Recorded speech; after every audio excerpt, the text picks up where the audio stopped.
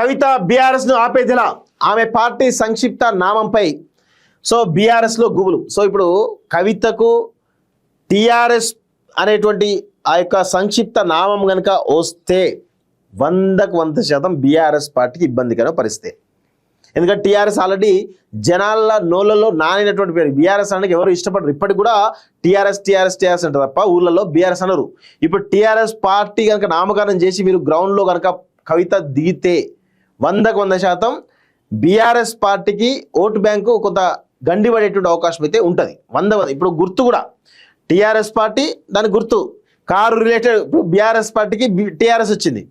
Car related కనుక గుర్తు కనుక కేటాయించి అనుకోండి 100% బీఆర్ఎస్ పార్టీ ఇబ్బందికర పరిస్థితిలో ఉంటుంది. సో కేసీఆర్ నిర్దేశం మేరకు ఢిల్లీలో న్యాయవాదులతో చర్చించినటువంటి బీఆర్ఎస్ నేతలు కొంతకాలం ఆ పేరును ఎవరికి ఇవ్వకుండా ఉంచాలని ఈసీని కోరదామా, మళ్ళీ మేమే టీఆర్ఎస్ గా మారుతామని ఎన్నికల సంఘాన్ని చెబుదామా, ఎలా చెబితే టీఆర్ఎస్ అడ్డుకోవాలన్న దానిపై గులాబీ పార్టీ మాత్రం సంక్షిప్త నామాలతో తమకు సంబంధం లేదంటున్న ఈసీ. సంక్షిప్త నామాలతో అసలు సంబంధమే లేదని ఈసీ అంటుందట. సో దాన్ని ఆల్రెడీ టీఆర్ఎస్ అని చెప్పేసి ఆల్రెడీ చెప్పడం జరిగింది. సో మరి ఇది ఎంతవరకు అవుతుంది ఏంది అనేది చూడాల్సినటువంటి అవసరం అయితే ఉంది. 100% బీఆర్ఎస్కు ఇబ్బందికరమైన పరిస్థితి టీఆర్ఎస్ వల్ల. ఒకవేళ గుర్తు కనుక రిలేటెడ్ గుర్తు వచ్చింది అనుకోండి, ఇక బీఆర్ఎస్ పార్టీ మళ్ళీ ఓడిపోయే అవకాశం. అందుకే మరి రేవంత్ రెడ్డి బీజేపీ ఎట్లయినా సరే టీఆర్ఎస్ రావాలి.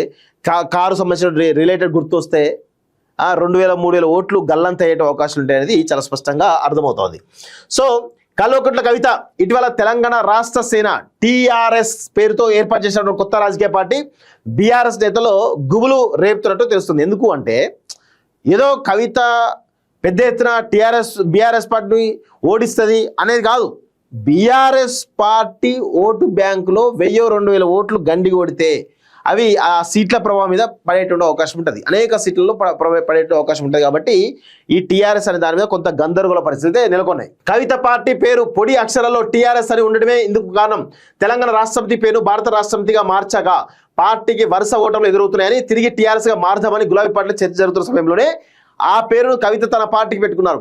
దీంతో టీఆర్ఎస్ పేరుతో ముందుకు వెళ్లకుండా కవిత పార్టీని ఆపడం ఎలా అన్న దానిపైన బీఆర్ఎస్ నాయకత్వం సీరియస్గా దృష్టి పెట్టింది. దీనిపై ఆ పార్టీ అధిష్టానం ఏకంగా ఢిల్లీ స్థాయి న్యాయ నిపుణులతో చర్చించినట్లు తెలిసింది. కవిత తన కొత్త పార్టీ పేరు విషయంలో ఎంతో గోప్యత పాటించినప్పటికీ బీఆర్ఎస్ అధినాయకత్వంలో కొంత అనుమానం ఉంది.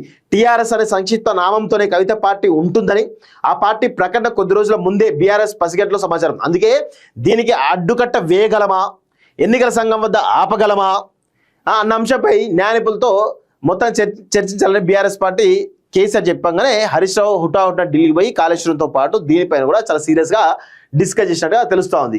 సో టీఆర్ఎస్ను వదులుకోకూడదని బీఆర్ఎస్ ప్రయత్నం ఓపి సాగుతుండగా కవిత మాత్రం తన పార్టీ పేరు సంక్షిప్త నామం టీఆర్ఎస్ అనే ఉండాలని, ఈ విషయంలో ఎలాంటి అడ్డంకులు ఎదురైనా అధిగమించేలా ప్లాన్ బిని సిద్ధం చేసుకున్నా తెలుస్తుంది. ఈ మేరకు తన పార్టీ జెండాలో టీఆర్ఎస్ అనే పేరున్న చోట కిందనే అసోసియేట్ అంటూ చిన్నాక్షరాలతో రాయించారని, ఇబ్బందులు ఏర్పడితే టీఆర్ఎస్ ఏగా ఆమె తన పార్టీని కొనసాగిస్తారనే విశ్వసేవ సమాజం. ఇదిలా ఉండగా అసలు ఈ రాజకీయ పార్టీల సంక్షిప్త నామాలతో తమకు సంబంధం లేదని ఎన్నికల సంఘం ప్రతినిధులు చెబుతున్నారు. ఒక రాజకీయ పార్టీకి ఉండే పూర్తి పేరు ఆధారంగానే గుర్తింపు ఇస్తామని సంక్షిప్త నామాలను పరిగణలోకి తీసుకోబోమని అంటున్నారు. ఇది పెద్ద డ్రాబ్యాక్.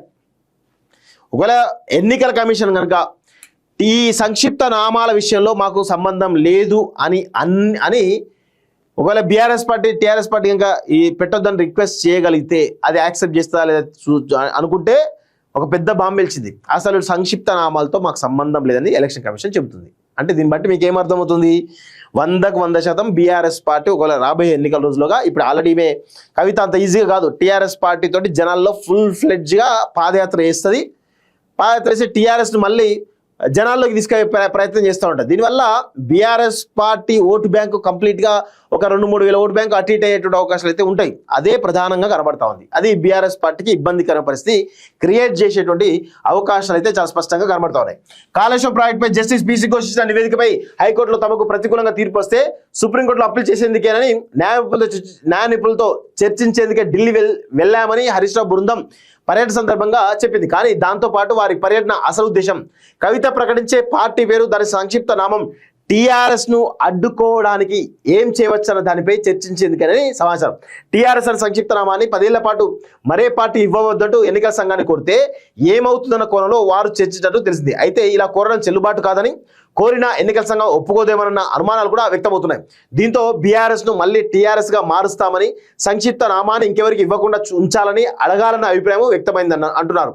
వాస్తవానికి దేశవ్యాప్త రాజకీయాల్లో దిగాలన్న ఉద్దేశంతో టీఆర్ఎస్ ను జాతీయ పార్టీగా చేసేందుకు బీఆర్ఎస్ గా పేరు మార్చారు. అయితే పార్టీ పేరు మార్చినప్పటి నుంచి ఇబ్బందులు ఎదురుతున్నాయని, ప్రజల్లో వ్యతిరేక సంకేతాలు వెళ్ళడమే కాకుండా వరుస ఓటమి చవిచూడాల్సి వస్తుందని ఆ పార్టీ నేతలు అభిప్రాయపడుతున్నారంటూ చూస్తాను. సో 100% టీఆర్ఎస్ పార్టీ అనేది ఈరోజు ప్రధానమైనటువంటి చర్చ బలంగా జరిగి ఈరోజు బీఆర్ఎస్ పార్టీ ఓట్ బ్యాంకును గండి కొట్టే అవకాశం అయితే చాలా స్పష్టంగా కనబడతా ఉంది.